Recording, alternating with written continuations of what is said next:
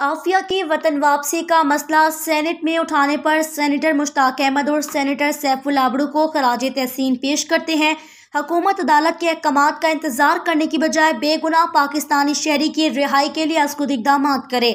कराची से नुमाइंदा Sun TV की रिपोर्ट के मुताबिक समाजी रहनुमा इकबाल सोमरो ने कौम की बेटी डॉक्टर आफिया की वतन वापसी के मसले को तवातर के साथ सेनेट में उठाने पर जमात इस्लामी के सेनेटर मुश्ताक अहमद और सेनेटर सैफुल्लाह आबरू को खराज तहसीन पेश करते हुए कहा कि पार्लियामेंट के दीगर अरकान भी इस दीनी व कौमी जिम्मेदारी को अदा करें।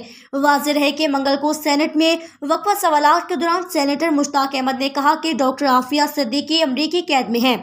उनकी वालदा असमत सिद्दीकी 20 साल के तवील और सब्र आजमा इंतजार के बाद इस साल जुलाई में इंतकाल कर गई, लेकिन हुकूमत ने आखिर वक्त तक इनसे फ़ोन पर बात नहीं करवाई।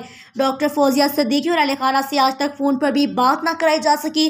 कम अज़ कम इनकी बहन की बात तो कराई जाए। वज़ीर मुमलिकत बराए खारजा अमूर हिना रब्बानी खर ने कहा कि ये मामला इस्लामाबाद हाई कोर्ट में मौजूद है, इस पर मजीद बात नहीं की जा सकती। अपोजिशन लीडर ने कहा कि अदालत ने कहा कि इस पर कोई बात भी नहीं की जाए।